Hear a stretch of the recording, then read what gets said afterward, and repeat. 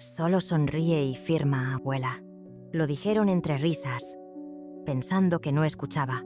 Pero esta vez sí escuché todo. Me llamo Ángela Torres. Tengo 71 años. Y aunque mis huesos crujen al subir las escaleras, mi memoria sigue tan firme como cuando catalogaba libros en la biblioteca escolar de El Paso. Durante más de 3 décadas fui la señora de las historias para los niños del barrio. Les leía cuentos con voces teatrales, organizaba ferias del libro y tejía bufandas para los bebés de las maestras que no podían pagar una cuna. Nunca soñé con lujos. Solo quería un hogar en paz, olor a café por la mañana y risas en la cocina. Eso bastaba. Conocí a Enrique a los 19. Él era electricista, callado, pero con las manos más cálidas que he sentido. Nos casamos sin ceremonia, con una libreta de ahorros, 2 sillas y una radio. Nació Santiago, nuestro único hijo, y mi mundo cambió para siempre. Enrique murió joven, 45 años. Infarto mientras cambiaba una toma de corriente en una escuela. Fue un jueves. Yo estaba cocinando lentejas cuando sonó el teléfono. Desde ese día, nunca más pude comerlas sin recordar el olor metálico de esa tarde. Me quedé sola con un niño de 12 años y una hipoteca que mordía cada mes. Saqué fuerza de donde no tenía. Turnos dobles en la biblioteca, trabajo extra archivando en el juzgado. Mi cuerpo se sostenía con café, pero mi alma con él. Cada nota que le dejaba en su lonchera, cada abrazo robado antes de dormir, era mi manera de decirle: aquí sigo, aunque me esté apagando por dentro. Cuando Santiago entró a la universidad, vendí el anillo de compromiso de Enrique, aquel con piedra azul que su abuela trajo de Durango. Él nunca lo supo, solo recibió la carta de admisión y un cheque para la matrícula. Yo lloré en silencio esa noche, con la mano izquierda vacía, pero el pecho lleno de orgullo. Luego llegó Jazmín. La conoció en segundo año. Tenía sonrisa amplia, pero ojos que no bajaban la guardia. Me esforcé por quererla. Le horneé pastel de limón el primer día que vino a casa. Ella dijo que su madre era muy exigente, que conmigo se sentía cómoda. Me lo creí. Le ofrecí mi casa para su baby shower. Cuando nació Elías, tomé una licencia extendida para ayudarlos. Cambié pañales, calenté biberones, arrullé fiebres sin pedir nada. Algunas veces pospuse mis propios chequeos médicos para quedarme con el niño mientras ellos resolvían temas del trabajo. Nunca dije que no. Cuando quisieron comprar una casa, no calificaban. Me pidieron que refinanciara la mía. Es solo por un año, mamá, para calificar. Te lo devolvemos en cuanto Jazmín reciba el bono. No me devolvieron nada. Ni $1, ni un gracias. Yo decía: es familia, Ángela. Uno da sin esperar. Pero dar sin esperar no es lo mismo que ser invisible. En la cocina aún cuelgan los azulejos que Enrique eligió, celestes, como las mañanas de antes. Allí me sentaba los domingos, con la mejor blusa, esperando que pasaran. A veces lo hacían, a veces no. Cuando venían, traían sus propios tuppers, como si la comida ya no fuera parte de mí. Cuando hablaban de vacaciones, nunca usaban la palabra nosotros, solo ellos. Elías fue creciendo. De niño me abrazaba hasta quedarme sin aire. Me llamaba Abú de cuentos. Me pedía que le leyera antes de dormir aunque supiera las historias de memoria. Yo guardo aún sus dibujos, hechos con crayón. Te amo hasta la luna, Abú. Ahora me responde con emojis, si es que responde. Un día, cuando tenía 14, me corrigió con una mueca. No se dice Nintendo, abuela. Es Switch. Ni sabes. Y sentí el golpe sordo de una grieta invisible. No era por la palabra, era por el desdén. A veces cocino para 2, aunque sé que solo yo comeré. Es mi manera de resistir el silencio, de engañar a la mesa, de fingir que alguien abrirá la puerta diciendo: huele a infancia aquí. Cuando Jazmín me dejó la lista de regalos del cumpleaños de Elías por mensaje sin invitarme, Supe que algo ya no era accidente. No fue una omisión. Fue una decisión. Me estaba borrando. Y aún así, seguí dando. En Navidad, preparé tamales. Puse los nombres de cada uno en la mesa. Nadie vino. Me enviaron una foto desde otro lugar, otro comedor, otra mesa. Solo decían: gracias por los detalles, mamá. Detalles, como si fuera un buzón con delantal. Me di cuenta, con un frío que empezó en el estómago y subió como aguja por la columna, que mi nombre solo aparecía cuando algo faltaba. Uniforme, excursión, suscripción. Nunca para compartir, solo para resolver. A veces, al revisar los extractos bancarios, me encontraba justificando cada transacción con una sonrisa. Fue para Elías. Es que Jazmín está agotada. Santiago lo necesita. Pero lo que necesitaba yo, nadie preguntaba. Y lo peor, yo tampoco. Fue una llamada cualquiera. Martes por la mañana. Yo estaba preparando té de manzanilla cuando sonó el teléfono. Santiago, como siempre, con esa urgencia revestida de cariño. «Mamá, ¿nos podrías enviar 500 esta semana?» El celular de Elías se rompió y Jazmín dice que sin uno no puede estudiar. Yo asentí sin pensar. Le dije que sí, que haría la transferencia antes del mediodía. Lo de siempre. Pero cuando colgó, no colgó del todo. El zumbido. Ese silencio eléctrico que solo hace el teléfono cuando la llamada sigue abierta, me avisó. Y entonces lo oí. Primero la risa nasal de Jazmín, ligera, burlona, sin pudor. Luego la voz de Santiago, esa voz que me pedía cuentos de niño, ahora convertida en cuchillo. Se lo cree todo. Le decimos es para Elías y cae redondita. Más risas. Jazmín añadió, solo sonríe y firma. Abuela, Andrew. Y Elías, mi nieto, mi niño de crayones y dibujos torpes, completó. La vieja se emociona con cualquier cosa. Me quedé de pie, inmóvil, con la cucharita de acero aún en la mano, temblando. No por miedo, sino por un frío que no venía del clima. Era un frío que nacía en el estómago. Subía al pecho y dolía en los dientes. No colgué, no interrumpí. Solo escuché. 3 voces, 3 puñales. Y me senté, no en la silla de siempre, sino en el borde de mí, de mi paciencia, de mi historia. No lloré. No aún. Esa tarde fui al escritorio y abrí la carpeta azul. Ahí guardaba todos los recibos. Transferencias, cheques, notas. Cada ayuda que di. Emergencias que no eran mías. Me detuve en el último, 350 para material escolar. Lo había enviado hacía 3 días. Luego otro por 200 para terapia alternativa para Elías. Yo misma había pedido referencias del centro. No existía. La rabia no llegó como grito. Llegó como un suspiro apretado, como un nudo que se niega a disolverse. Esa noche, mientras lavaba los platos, escuché en la radio una canción de los 80 y recordé cuando Elías lloraba porque no quería ir al jardín. Yo me quedaba afuera, con la lonchera en las manos, esperándolo hasta que sonara la campana. Ahora me usaban como una cuenta sin clave. El domingo siguiente era mi cumpleaños, 74.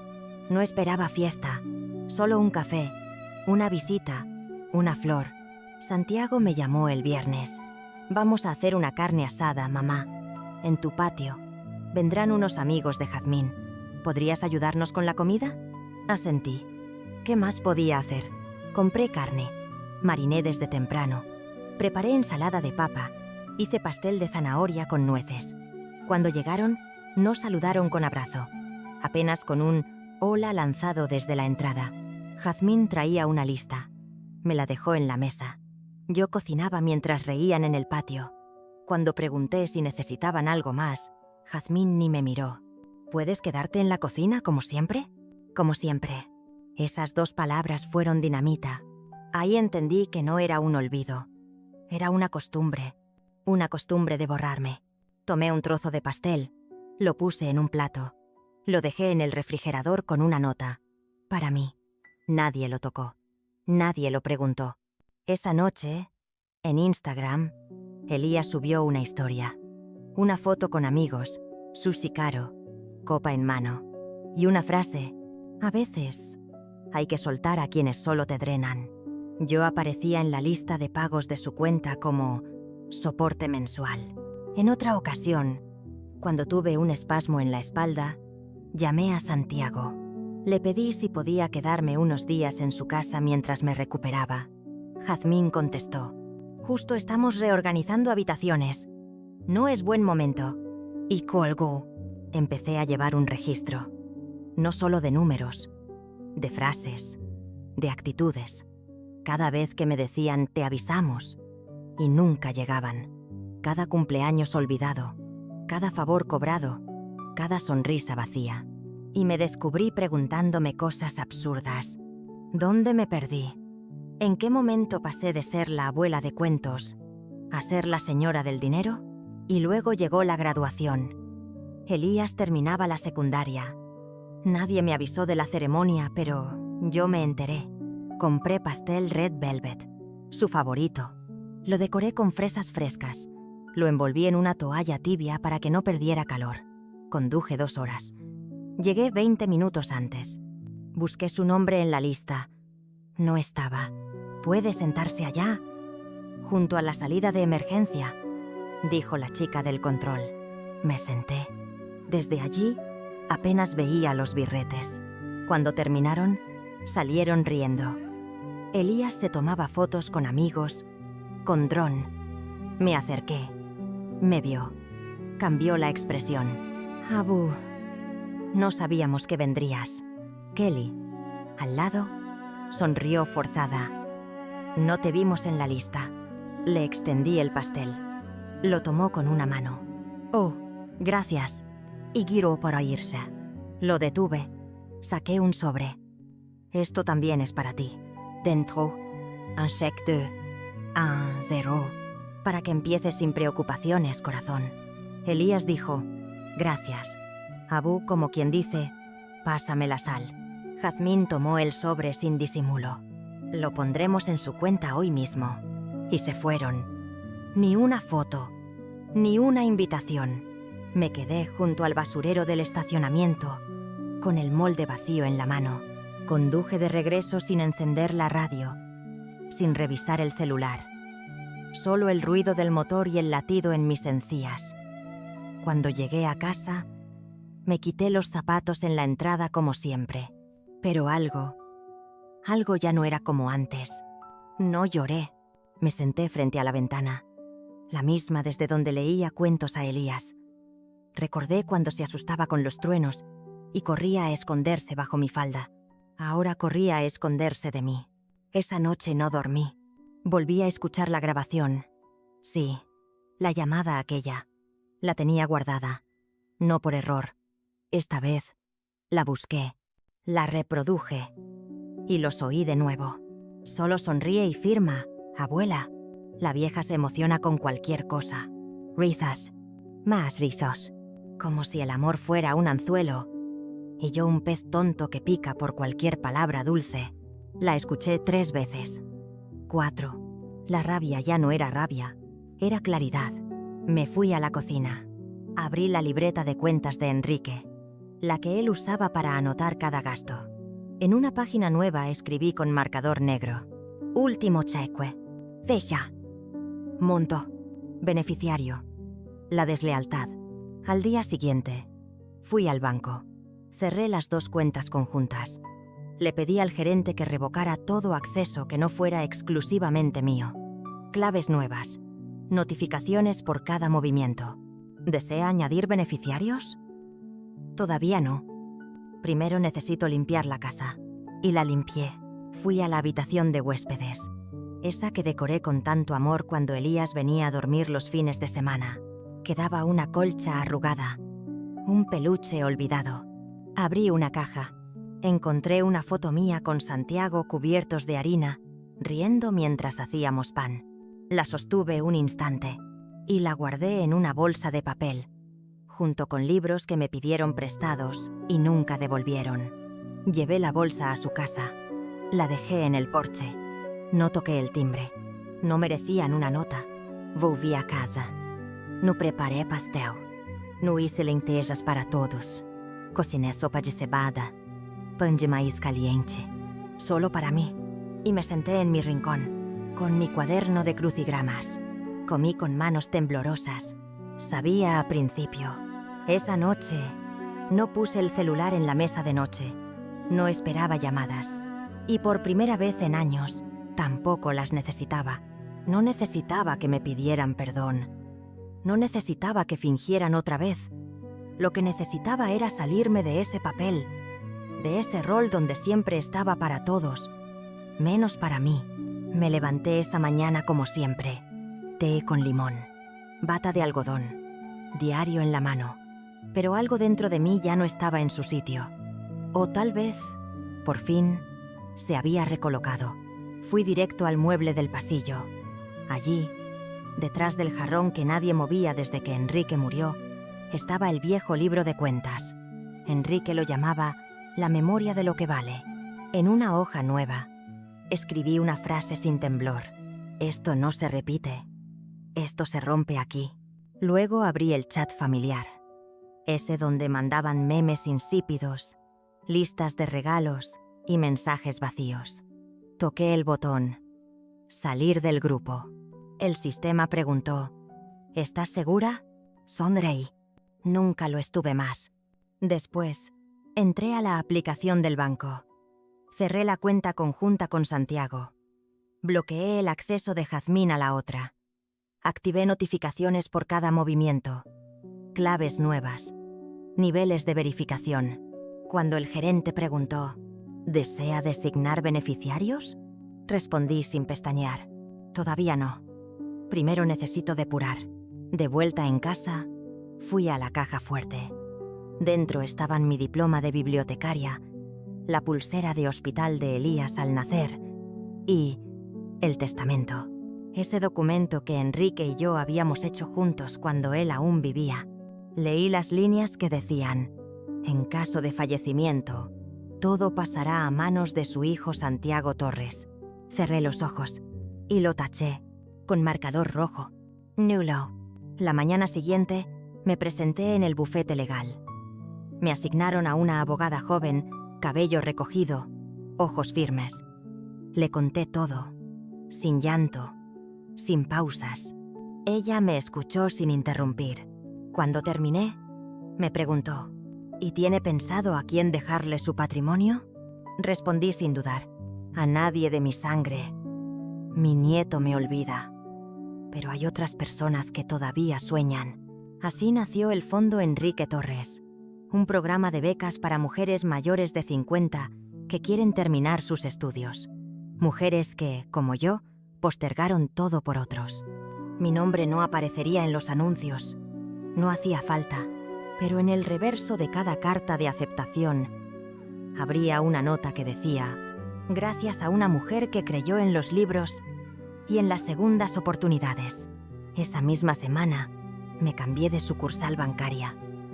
Abrí una nueva cuenta, solo a mi nombre, sin accesos compartidos, sin por si acaso, sin es para facilitarle a tu hijo.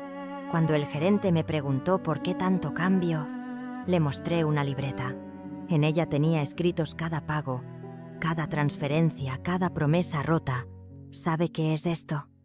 Le pregunté. Una mujer despertando. Esa noche escribí una carta, no para enviarla, para leerla en voz alta y luego quemarla.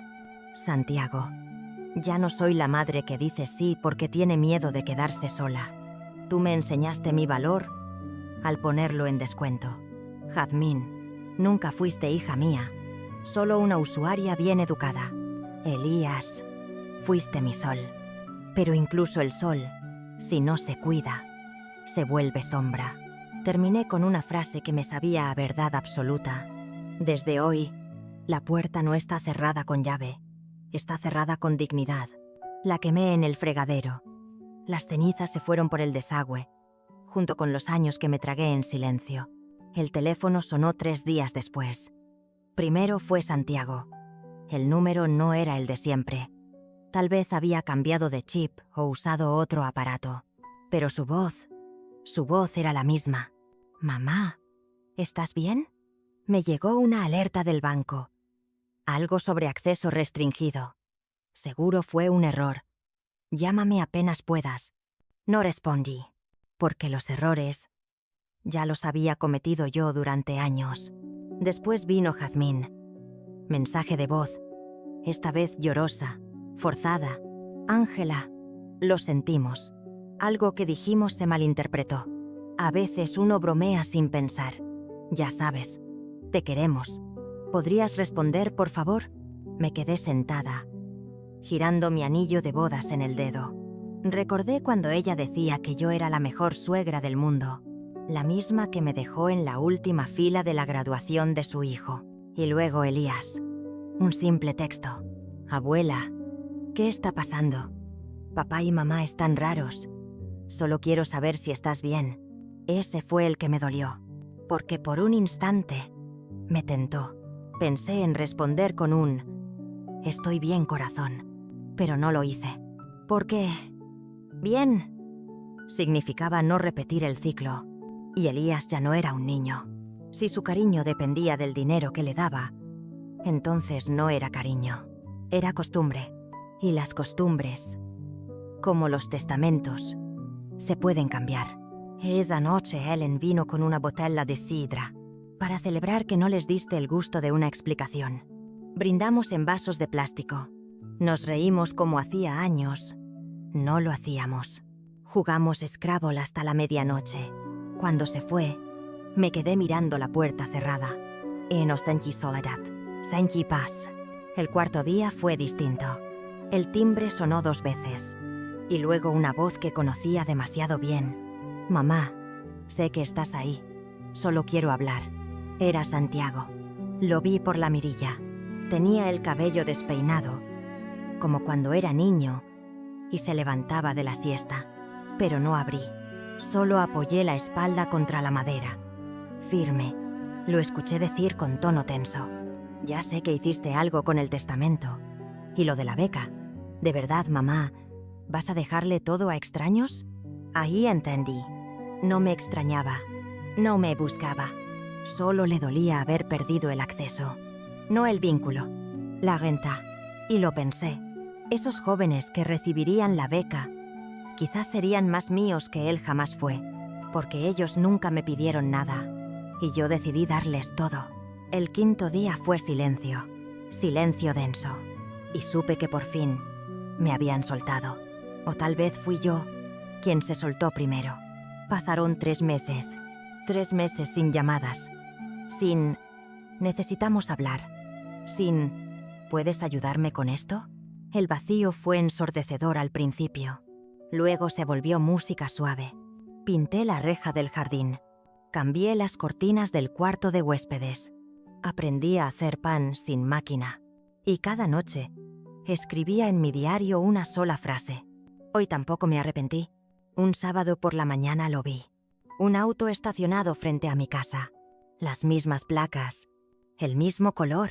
Y luego, el golpeteo suave de unos nudillos conocidos.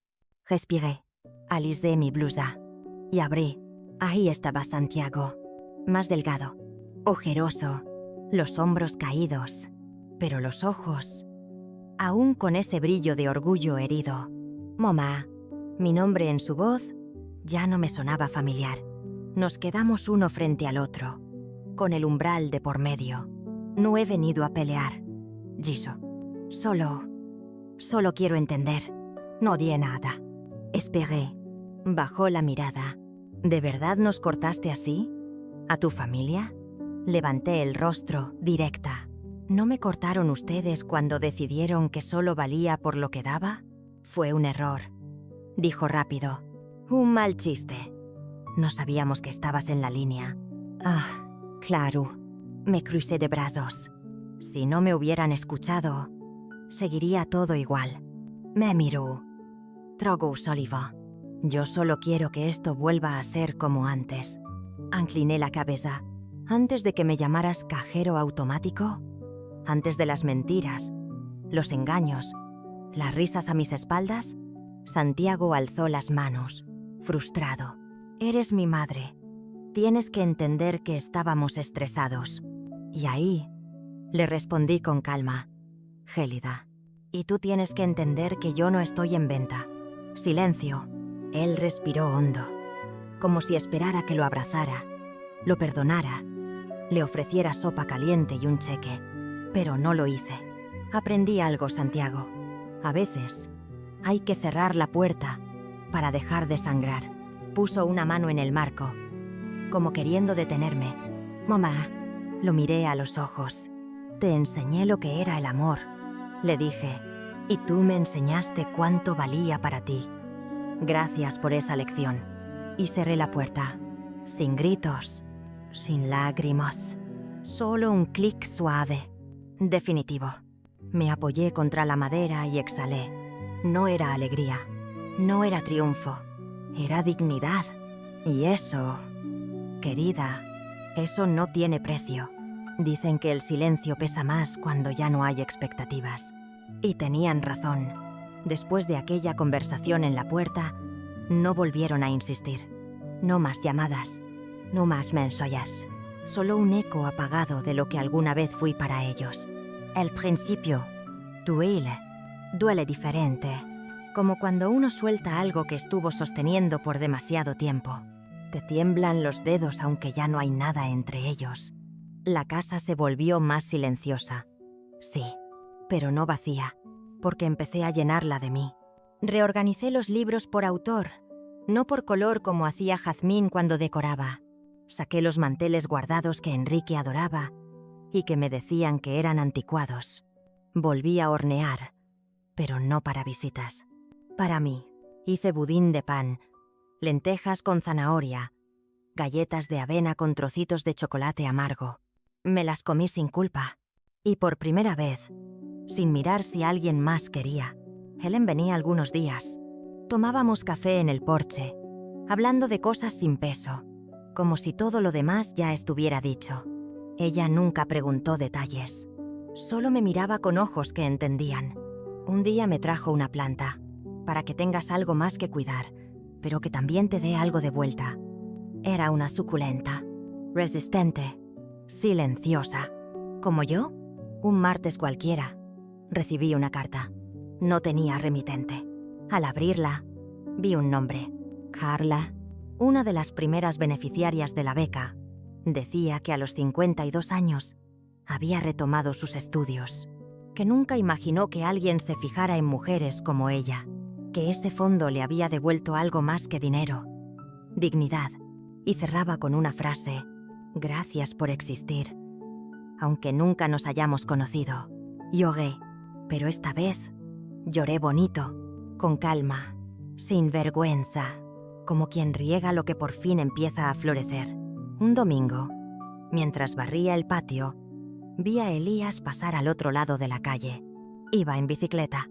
Me vio, frenó, se quedó unos segundos. Yo no moví la mano. No hay gestos. Solo lo miré y seguí barriendo.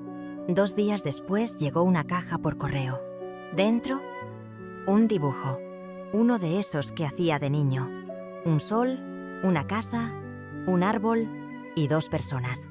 Una de ellas tenía gafas, la otra, una bata larga. Abajo decía: Abu, lo siento. No supe cuidarte. No respondí, pero lo guardé, no como puente, como cierre. Volví a leer mi diario esa noche. Cada frase que había escrito los últimos meses. Hoy tampoco me arrepentí. Y agregué una nueva. Ya no espero milagros, pero a veces llega paz.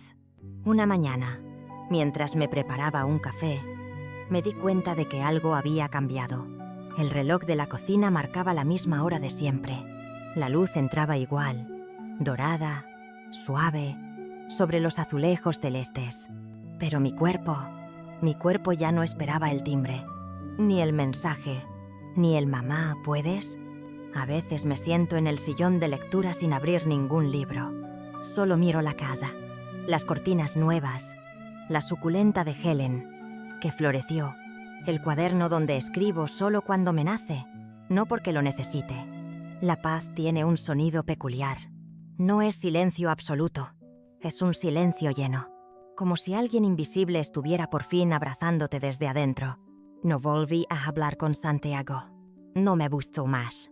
No tengo certeza de qué fue de Jazmín. Elías dejó de escribir. Supongo que crecieron. Supongo que siguieron. Y yo también. Mi nombre ya no está en ningún grupo familiar. No figura como contacto de emergencia. No estoy en las listas de cumpleaños. Y, sin embargo, nunca me sentí más viva.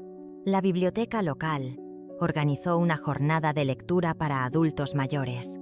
Me invitaron como voluntaria. Leí en voz alta Mujercitas, frente a 8 mujeres de cabello blanco y miradas brillantes. Una de ellas se me acercó al final y me dijo: «Usted tiene voz de hogar». No lloré ahí. Lloré después, cuando llegué a casa, porque alguien, sin saber nada de mi historia, me devolvió el sonido que creí perdido. A veces, Helen me llama solo para decirme que cocinó algo de más. Yo le llevo postre. Jugamos cartas. Nos reímos. Y cuando se va, no me quedo esperando que vuelva. Solo agradezco que haya estado. Una tarde, abrí la caja de fotos que tenía en el altillo. Escogí una. Yo, sentada en la banca del parque con Elías pequeño abrazándome por la espalda. La enmarqué y la dejé en el pasillo. No para recordarlo a él, sino para recordar quién era yo cuando aún creía en los abrazos sin condiciones. A veces me preguntan si no me pesa la soledad. Respondo que pesa menos que la indiferencia, porque estar sola no es lo mismo que no ser vista, porque estar en silencio no es lo mismo que ser silenciada. Un día, quizá, cuando ya no esté, alguien encontrará mis cartas no enviadas, mis recetas escritas a mano, mis listas de libros por leer, y quizás se pregunten quién fui. No dejo herencias en propiedades, ni en cuentas bancarias. Dejo historias. Dejo el eco de mi voz en mujeres que creyeron tarde, pero creyeron. Dejo el nombre de Enrique en cada beca, y el mío, escondido entre líneas, como los personajes secundarios que sostienen toda la trama sin aparecer en la portada. No necesito que digan que fui valiente, ni que me admiren. Solo que alguien, alguna vez, al ver una mujer mayor cruzar la calle sola, no desvíe la mirada, que piense: ella también tuvo una historia, como la mía, como tantas, como todas. Si esta historia te suena, no es casualidad. Nos pasa a muchas, y muchas aún no saben cómo salir.